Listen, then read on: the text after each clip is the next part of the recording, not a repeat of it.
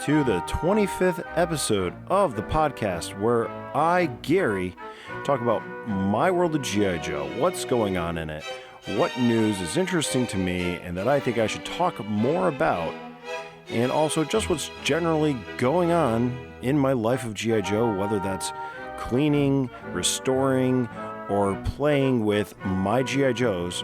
This is the Chaplain's Assistance Motor Pod. And to start this episode off, there were two passings in the comic book community, two titans of the industry, George Perez and Neal Adams. George Perez, to start off with, he is mostly known for a lot of his superhero work with DC and Marvel Comics, and he does have a small tie-in to G.I. Joe, and that is doing a Baroness pinup in the dossier section in the latter third of the Marvel series. It's a beautiful work. His art is something that was built upon the Neal Adams style from the 70s, and he carried it on in the 80s and 90s and beyond. Beautiful work, such a talent, such a fan favorite at conventions, just a wonderful person, and unfortunately gone too soon because of cancer.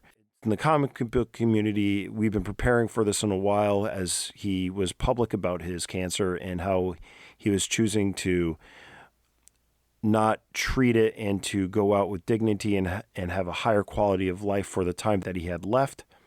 He will be missed. Also was Neal Adams. Now, Neal Adams did a few pieces of G.I. Joe artwork throughout the years. He also did a Cobra Commander in issue 108 for the Dossier series, but he also did a North Carolina Comic-Con exclusive cover of G.I. Joe #1 that was reprinted by IDW a few years ago.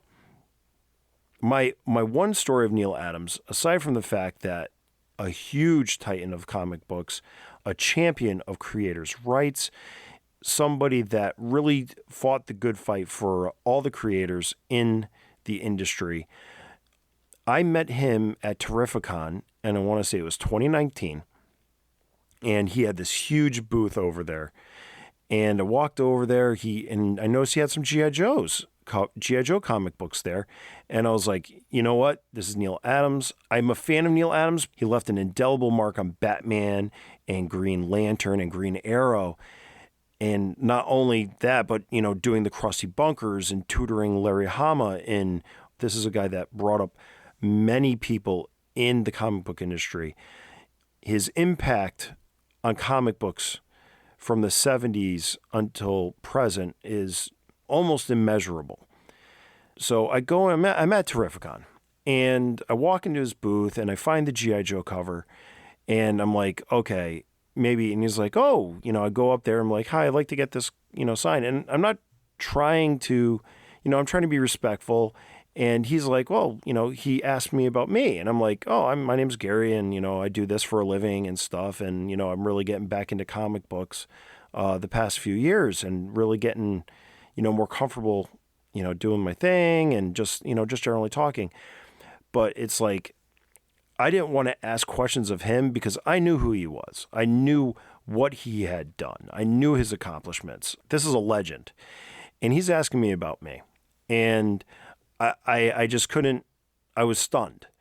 And he signed the G.I. Joe 1 cover that he did and, handed it back to me. And I was there for 5 minutes. I was there with Lloyd from the Pint podcast. And to me, it's like one of those surreal meetings that I've had. I've met a lot of creators throughout the years. And this is one that really left a mark on me. And he will be missed. George Perez and Neal Adams, Godspeed to them both.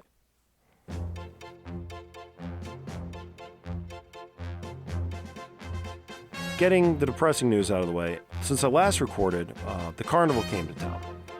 Now, when you think Carnival, you're thinking of the White Clown and Magda, and Orlovsky, the midget. In this case, it's my church has a carnival every spring.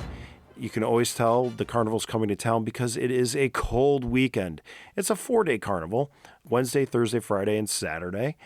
Typically, my family and I, we go every night. It's, they have little theme nights for food, and there's the rides, which my son absolutely enjoys.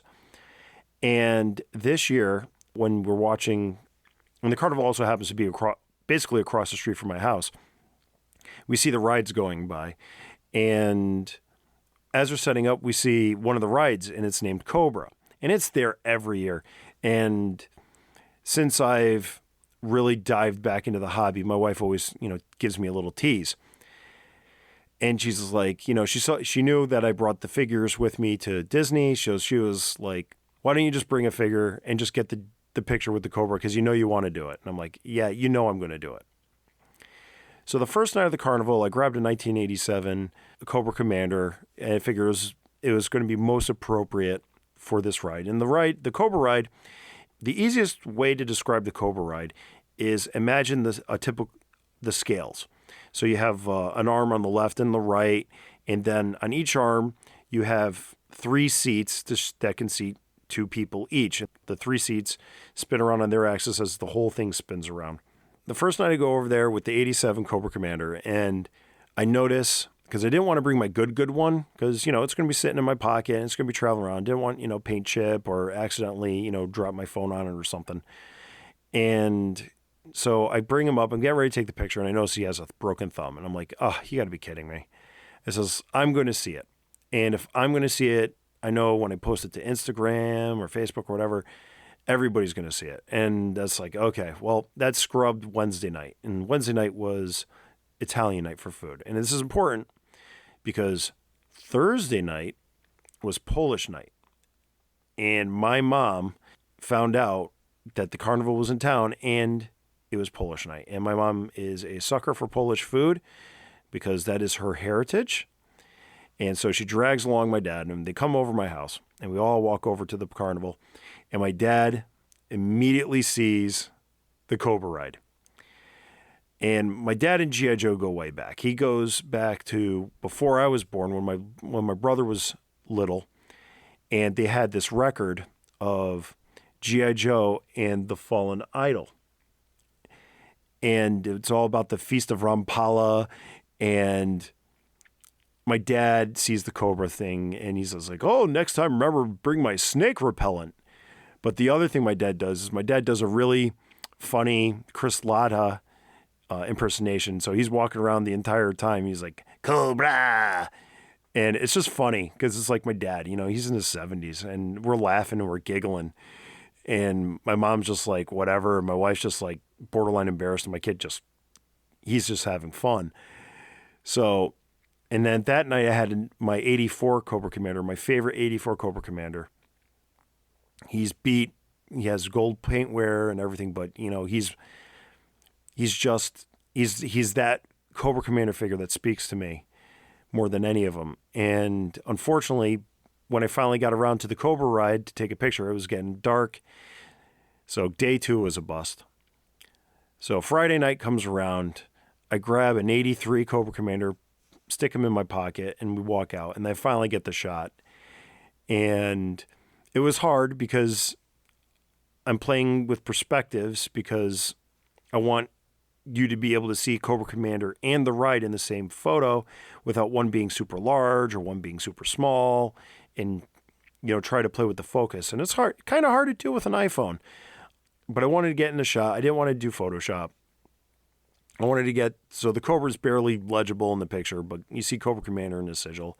And it's all about branding here at the Chaplain Sisters Motor Pod, and it's all about getting the Cobra message out. No, it's not. But it was fun, and I got it in, and then my wife was finally on Saturday we can just enjoy ourselves, and I don't need to worry about you staying behind trying to get this silly picture because it's taking you way too long to do it.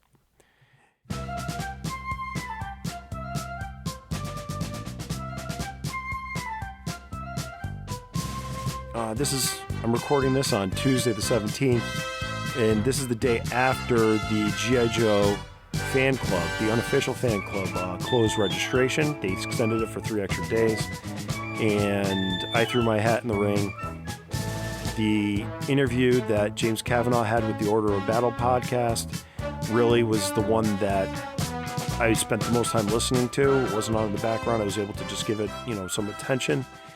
And, listening to him at that point and understanding where he was coming from, it sounds like he's got the beginnings of something, and you got to start somewhere. I think everything's in the right place.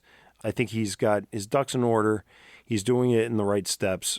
I was kind of concerned when it was unofficial, when he explained why it was unofficial and that he was trying to go the official route. It was like, okay, I'm willing to support this, because I just didn't want to have something where you pay your money and you take your chances like a Kickstarter. I felt that the community involvement overall with him and everybody else was there to feel like this was a venture worth participating in. Billy, you think I can have some more? Yeah, we should totally hit it again, but I get first dibs on it.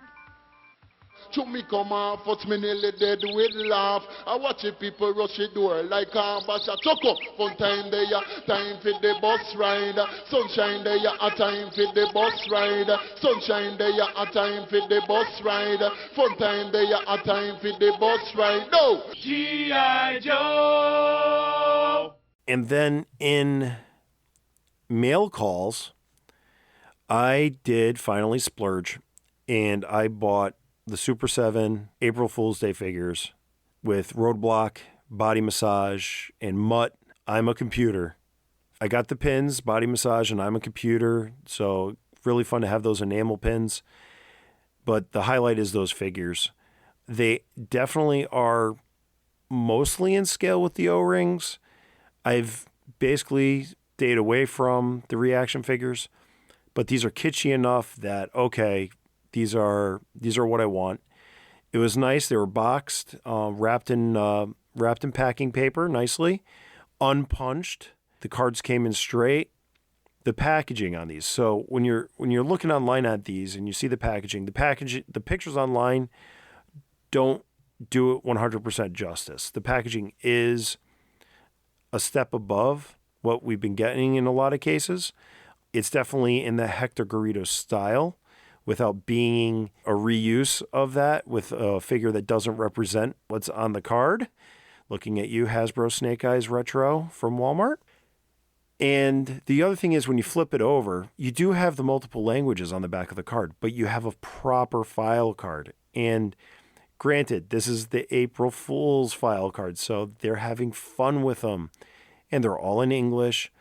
I know that doesn't speak well for the global audience that Hasbro really, truly intends with the G.I. Joe line at present.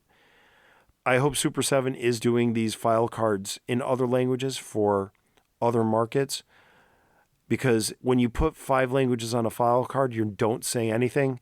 It was nice to have a file card that told a story, even if it was hilarious.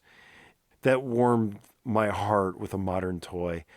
And I have to get more, because while I have one each right now, I really want to get another one to open up just because it's fun. And you got Mutt has the stray dog from the PSA, and Roadblock has the grabber arm for the live power line.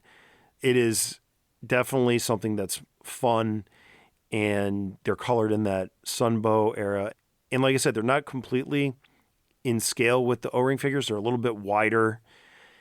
They're just off enough to be noticeable, but they're similar enough to be fun. And that's why I got them, because I wanted that fun thing in there. And I don't know where I'm going to put them yet. But I know they're somewhere in the collection. I still got to create some more room down here.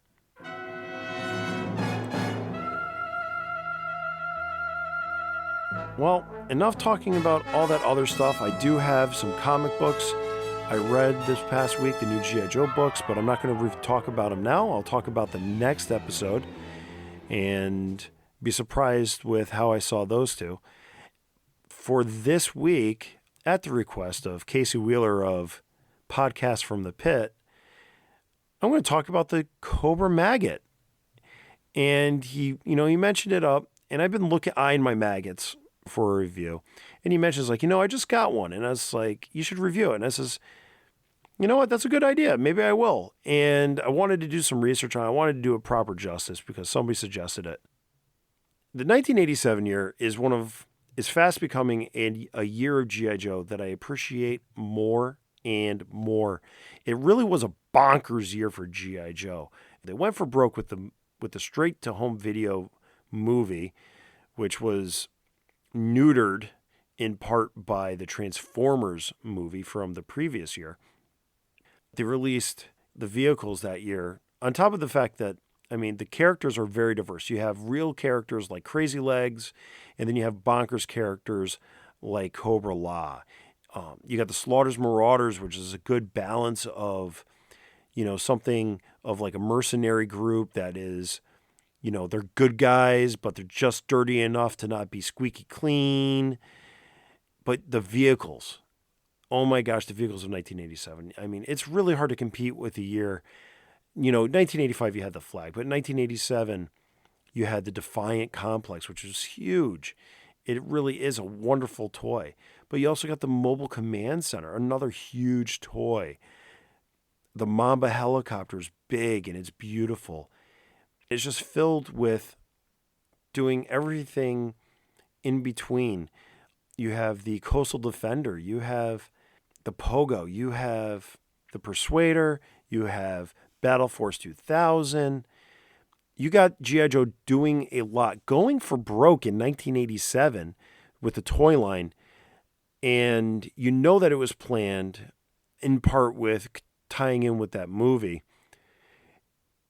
They swung for the fences that year, and there really is some solid stuff in that year. And one of those things that's absolutely solid is the Cobra MAGGOT. With the Cobra MAGGOT, you have it's three vehicles in one, and you have the driver, the Cobra Worms. Start off with the Cobra Worms for a second here. On the outside, it looks like a pretty plain military type figure. Everything's in a nice sandy brown, and he's got some yellow accents. The first thing I notice when I look at a Cobra Worms is his medals. Much like a North Korean general, this guy's carrying his medals onto the battlefield, where one of his enemies might be a big magnet. That is such a cool touch because these guys are proud of their accomplishments in the Cobra organization. They're silver and red. The silver is very easily rubbed away. The red is also kind of easy to come off. Most of my figures are missing the silver. I do have one very nice figure with all the paint intact.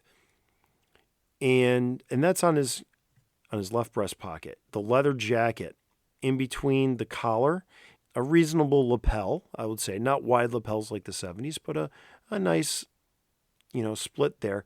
And he has a burnt yellow, I'd say a burnt yellow ascot underneath. And there's going to be a lot of burnt yellow on this. It's the same color when I describe it everywhere else. He has a black belt with a black bandolier. The bandolier just has like a buckle. It's not holding any weapons or anything. It's just a nice strap going across his chest from his right shoulder to his left hip. He has epaulettes, a red and yellow one on each shoulder. The red one is towards the head and the yellow one's towards the shoulder. And that brings me to the head. The head is molded in brown plastic with a painted eye area. So it's like a balaclava, so you see his eyes. You have some ridging around, which I would say would be keeping the shape for his eyes to look out. And he does have some hard edges over the mouth, like a mouth guard for the mask. So he is pandemic ready. It has a nice wrinkle at the base of the neck, and you have little areas for where the ears are sticking out, being held down by the balaclava. And then we'll look at his arms. His arms are typical construction with yellow gloves, and the gloves are kind of oversized. They remind me of like Knight's gloves or Knight arms, or more recently Thanos. Just need to paint the gems on it. The knuckle area of the gloves has 3 ridges. Those ridges I found to be commonly worn down and the paint worn away. And that's something to be expected as this guy was going in and out of the maggot during play, I'm sure. Now that brings me down to the waist. The waist, again, is in brown. It has a left holster strap that's going to go down onto the left thigh. And he has a skull and crossbones for a belt buckle. So he's kind of like a pirate. It's an interesting choice. That's going to be in silver. And another area, again, where the paint wears away. And then you go down to the legs. The right leg has a seam that runs down the outside of it. And then on the left leg, you have the aforementioned gun holster with the flap down holding the pistol in place. And then moving down, you have black boots with brown straps over the bottom where the foot meets the ankle. And then you also have yellow knee guards at the top of the boot. The left boot is special because it also has a dagger in its sheath, and it's painted silver on the bottom. And again, it's brown on the top to simulate the strap that would hold it in place.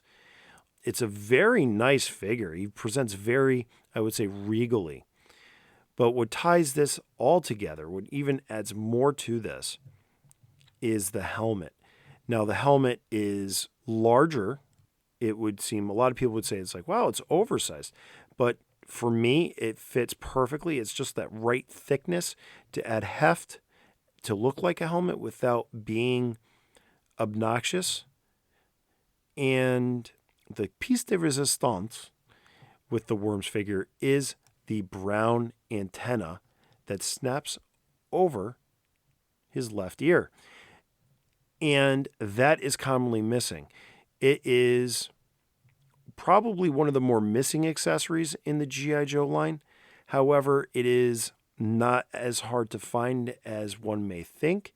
Complete Worms figures are over $100 now, basically because of the antenna. And it's not a grail piece like a heavy metal mic, but it's still there. It's hard to get. So finding one of these guys for a reasonable price with the antenna in is getting to be much more of a challenge. I remember when I got mine, I bought mine from the original owner in Manchester, Connecticut, and it was a big giant lot that I bought on a Saturday and needed a cargo van to bring all the toys back. And it had the antenna, and that was one of the reasons why I bought the lot. I was like, I am not going to find a Worms separately for a good deal, so let me buy this man's entire childhood collection.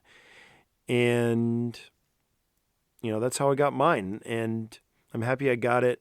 He's in good shape, super thrilled. It was like he was hardly played with, but he was stored well. So now the character of the Worms is pretty cool because on his file card, it states that he is trained in every specialty in the Maggot. And that comes in handy. He can be a driver, gunner, loader, or diesel mechanic. When the Maggot is all together, you can fit 3 of them. When you take them apart, you can have a crew of 5. So the Worms is a character that you do want to maybe think about army building. And I have 4 of them for my 2 Maggots. We'll get to that later. But I'm happy I have 4. Obviously, 1 is in really good shape, and then they get worse from there to where I have 1 is basically a beater. So he gets just to hang out sitting down. Reading the file card, the final quote is, a battery of Maggots can receive target information from a central fire control vehicle and is capable of firing guided and brilliant munitions, some of which are ECM resistant, fire and forget, self-targeting, and proximity-fused heat rounds. A Maggot's crew doesn't have to think too hard, which is why the only requirement for being a Worms is the ability to walk while holding a bogey wheel under one arm and a 155 millimeter shell under the other. Now that's kind of funny. So here you have this well-dressed Cobra trooper, right? He's got medals. is dressed very smartly.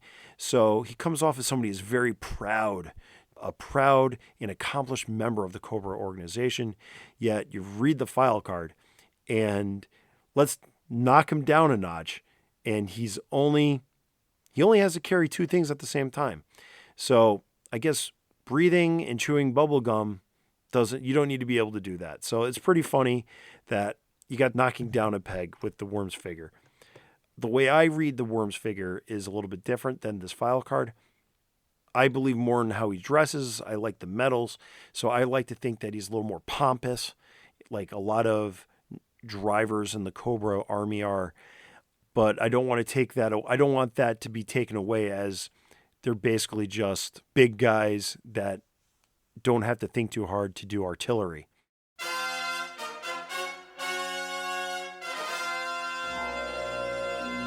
All right, so now that we've taken a look at the Worms and how either capable or incapable they are, we got to take a look at the Maggot itself. Now, the Maggot itself is billed as a 3-vehicle-in-1. Now, I've been rereading the comics lately from the Marvel series in my spare time, and I was looking especially in the 60s through 90s of the appearances of the Maggot. Now, the Maggot was used in Fruzenland. It was used in the Cobra Civil War. And my favorite use was actually in issue number 90 when Cobra is invading this island that's coming up near the fault line of Cobra Island. And it's being led by Dr. Mindbender and Firefly. And then the G.I. Joe team with Hit and Run and Hardball and the Rolling Thunder, piloted by Rumbler, clearly drawn as Armadillo, but it's Rumbler. They're using the Maggots as artillery in this issue. One thing I noticed with the Maggot in the comic book is it's always used as a single vehicle. It doesn't come apart in the comic book. When it's used as a single vehicle, it really makes sense. It really looks nice when it's all put together. It makes sense as like an artillery vehicle. With the post installed, not only can it elevate up and down, but it can also traverse left and right. It seems to be a good fit. But again, the gimmick with the Maggot is it is a 3-in-1 vehicle. So you have a long-range gun emplacement, a battlefield control vehicle, and a high-speed attack vehicle. Starting off with the high-speed attack vehicle, which is funny because I think when you think high speed, you think of the Hiss, high-speed Sentry. The high-speed attack vehicle is an open cockpit design. It's in central. It's called a command seat.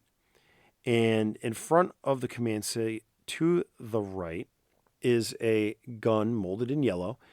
And it doesn't list it. I'm looking on the blueprints right now. It doesn't list what it is. It looks like a machine gun of some sort. And it pivots left to right. And it doesn't go up and down. So that is a little flaw with that. But that would be good for, taking out something. It's a machine gun. And then behind him on to the right is my decals say laser, but the blueprint says rotating driver operated 240 RPM 40 millimeter cannon. Next to that is the MAG 61 gyro lead computing radar. The radar on this is molded in a gray plastic, and the radar is constantly broken. And it's constantly broken, I think, because when you lower the cannon from the cannon portion of the Maggot, people still turn it left to right, and then it contacts the radar, and then it breaks the radar dish. I don't have a extra radar dish for my second Maggot, but I do have one, and it's kind of a beefy piece, the beefy peg, but obviously they broke a lot. And if you're looking for a Maggot, that is going to be one piece you're going to have to consider when you're looking for one of these complete. Now, it has 2 treads on the bottom, tank treads. So obviously this turns like a skid steer.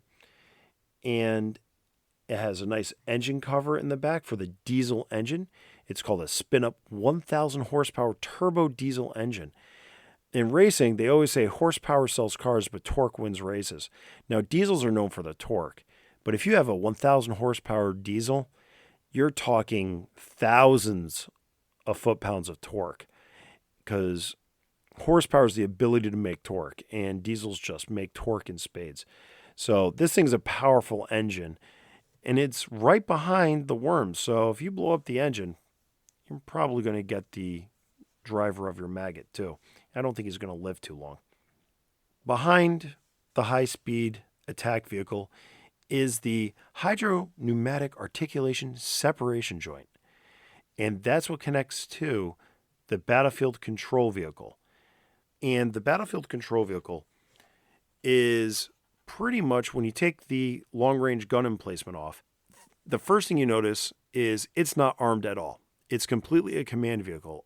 So if you have a character monitoring the monitor that's in the front of the station towards the front of the maggot when assembled, you kind of need to have other characters watching his back with machine guns because there's no other armament there.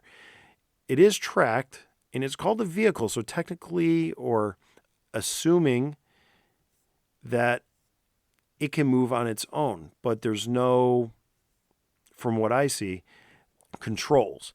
So the way I would play with this would be, this would just be dropped off. It'd be a command center. So this way, whomever is manning this is directing the maggot for artillery fire and sending out the high-speed attack vehicle to take care of potential threats to the artillery. It has two hand pegs off to the left of the monitor. The monitor does have a nicely molded keyboard, and you have some buttons off to the right. And there's 3 foot pegs, so you could get 3 figures nicely placed and don't have to worry about them shaking out.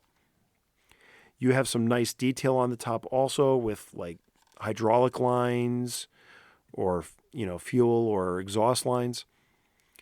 Some molded in hatches. It's pretty well detailed for what it is. And then, of course, you still have the same treads. And the treads on the maggot have the dumbbell wheels like last episode's Havoc. It's a good fit for rolling on, multiple surfaces. I should touch base really quickly on the separation joint.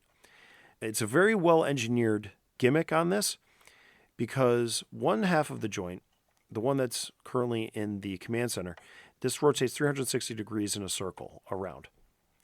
This will give it, when attached, the ability for each half of the maggot to articulate separately, going, to twist left and right. So uneven terrain, it looks pretty cool. You can get into some interesting positions.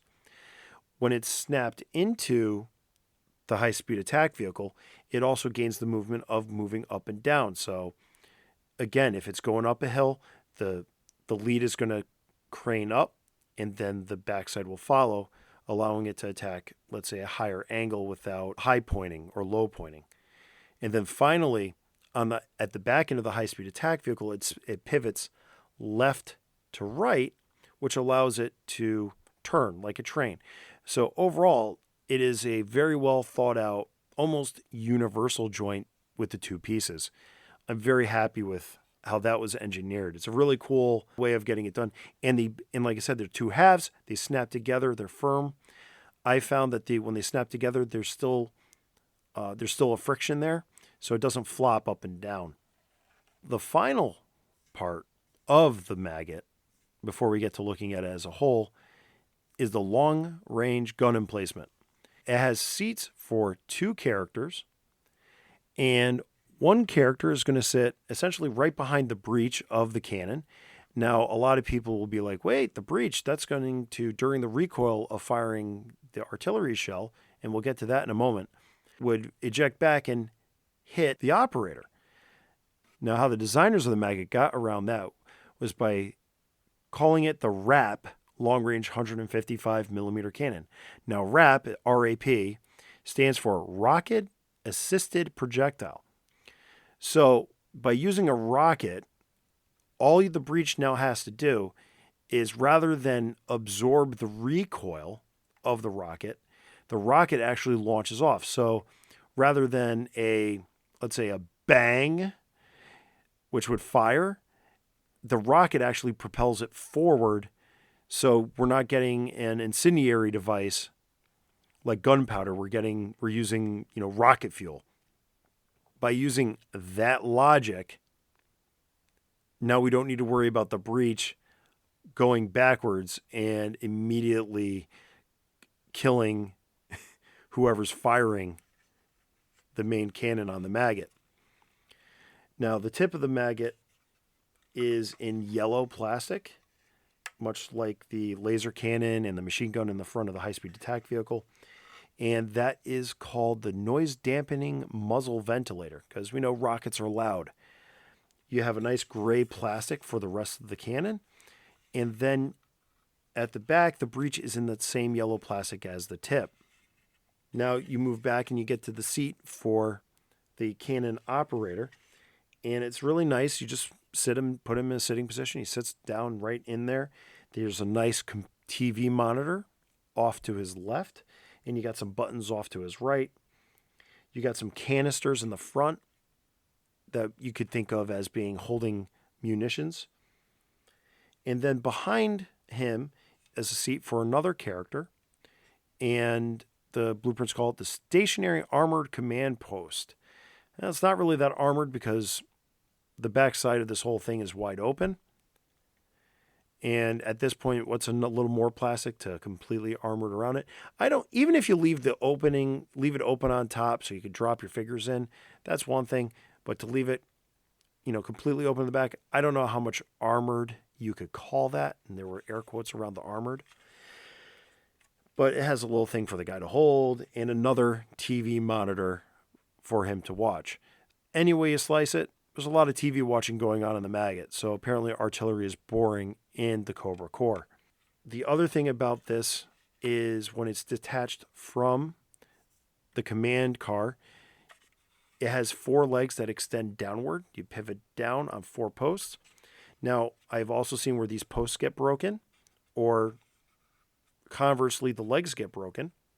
The legs move down, and they're kind of flimsy-ish. I'm not going to say they're really sturdy or anything, but for the most part, I don't see breakage as a huge problem with these.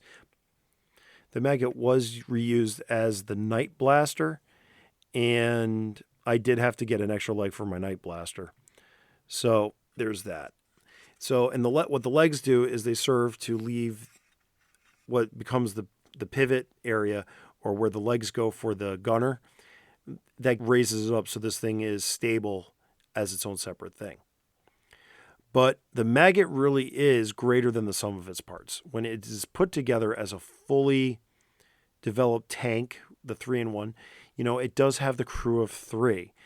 And it works very well as a mobile artillery tank. My big problem with the Maggot is once it separates, it's kind of awkward, lifting the main cannon off the command car. It seems like it wouldn't be something that you would be able to do in the field easily with 4 worms. So when I see the Maggot, like I saw it in the comic book, I really see it as an artillery tank. Also, when the long-range gun emplacement is separated, it can't traverse. It just goes up and down, much like a howitzer when it's dug in, or even the G.I. Joe Slugger. So it doesn't seem as versatile. It is together. It looks modern. It looks modern military, a little futuristic. Obviously, it's shrunk down because your characters are sticking out. They're not hunkered in like a proper tank would be. But it's an absolute blast of a toy. It does have, like I said, it does have a couple of fragile features. The bluish gray plastic does tend to discolor easily. I have a really nice one, and you can even tell that it has some very, very mild discoloring. The other one had my other one has a lot of discoloring. I had a high-speed attack vehicle I found at Goodwill for 99 cents. I replaced the front of that, and it looks better. Not perfect, but serviceable. I don't mind the greenish heat or light discoloration it got through the years. I think it's light because it's only in spots. To me, it's a fantastic tank. It's a fantastic toy. You know, in the pages of the comic book, it saw use as an attack tank as well as an artillery tank. And because of that dual nature, me seeing it like that in media makes it useful for me as well as a collectible or as a toy. The combined with the worms, this thing becomes, for me, a must-have. And now I got to break it down. And how am I going to rate this? On a scale of 0 to 5 antennas, with quarter antennas being optional because, you know, maybe they broke. This vehicle, for me, is a 4, a solid 4 out of 5 antennas on the maggot worms scale. It is something I want multiple of. I have 2 of them. My second one is just missing the antenna. I probably will look for a 3D printed antenna, radar antenna to put on rather than worry about losing another original. It has a wonderful reuse in the Night Force line as the Night Blaster. Overall, it's pretty solid. The only other thing I failed to mention in the review was the main cannon does tend to droop and not stay up. And my fix for that is I developed an aluminum bracket I machined, and I got to make a couple more, at least one more. And that, for me, that helps keep the main cannon up. I did a video review on that. I'll post the link below. It's fantastic. I have 2 of them. I could definitely go for a third one. And I don't know. I don't know what else to say. It will totally give the G.I. Joe guys hell in the years to come.